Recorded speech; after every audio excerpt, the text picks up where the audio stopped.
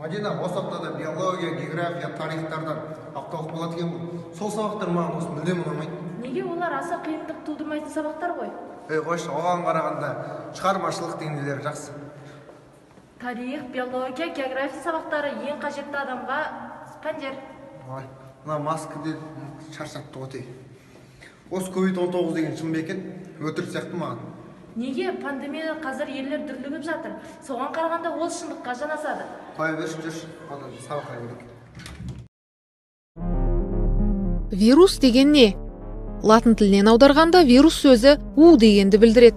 Ол жануар, өсімдік пен бактерия клеткаларының ішінде ғана көбейетін биологиялық инфекция объектілері. Вирус геномының құрамына, пішіні мен көбеюіне қарай бірнеше түрге бөлінеді. Қытайда анықталған COVID-19 коронавирустардың бір түрі. Жаңа вирусқа мұндай атау сыртқы қабықшасының тәжге ұқсас формасына орай берілген. Әлемде нақты қанша вирус бары белгісіз, миллиардтаған түрі бары ғана анық. Олардың кішкентайлығы сондай, электронды микроскоптан ғана көрінеді.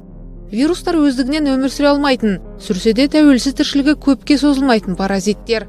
Коронавирус ағзаға ауыз қуысы және мұрын қуысы арқылы, трахеидер арқылы кіріп, өкпенің плевра қабаты сонымен қатар бронхларды зақымдайды. Дене қызуының көтерілуі вирустың алғашқы симптомдарын бірі болып табылады. Сонымен қатар анализаторлардың ішіндегі иіс сезу және дәм сезу мүшелерін зақымдайды. Биология пәні сабақта ғана емес, өмірімізге де қажет екенін білдім. Себебі биология пәні арқылы әр қай орган қажет орналасқанын білеміз. Және де дәрігерге түсіндіргенде біз қай жеріміз ауыратынын түсіндіре аламыз. Әлемнің назары Қытай еліне ауды. Себебі 21 ғасырдың жаңа вирусы, коронавирус осы Қытай елінен шықты. Қазіргі кезде көш бастап тұрған елдер пандемия жағынан ол солтүстік Америкада, Америка құрама штаттары.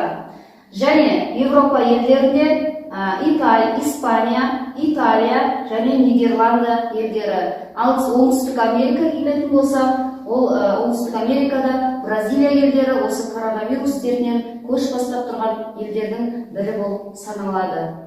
Осы Қытай екен, және де Испанияға тараған білдім. Демек география бізге елдердің орналасқан жерлерін білу үшін қажет.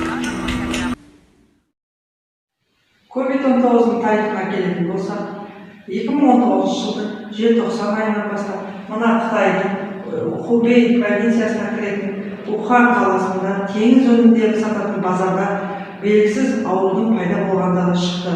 Осыдан бастап COVID-19-ның шыққандығы мәлім болды. Құрметті оқушылар, елімізде болып жатқан төтенше жағдайға байланысты қорғану шараларын міндетті түрде орындауларыңызды сұрайды. Ол үшін бізге бірінші арақашықтықты сақтауымыз керек. Екінші, бетперде тағуымыз керек. Бетпердені 2 сағат сайын ауыстырып тұруымыз керек. Қолды антисептикпен залалсыздандыруымыз керек. Үшінші, қолда медициналық стерилді қолғап киюлеріңіз керек. Осы шараларды міндетті түрде сақтауларыңызды сұраймын.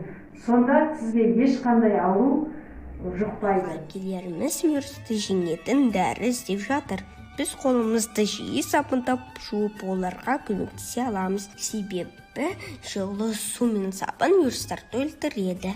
Вирус әлі сыртта жүргенде сен де үйде ойнап сабақ оқи аласың. Осылайша біз вирустарды жеңуге көмектесеміз. Оқытуға байланысты оқушыларға арналған психологиялық кеңестер ұсынамыз. Біріншіден, міндетті түрде мектеп режимін сақтаңыз. Екіншіден, сабақ кестесін алдын ала дайындап алғаныңыз жөн.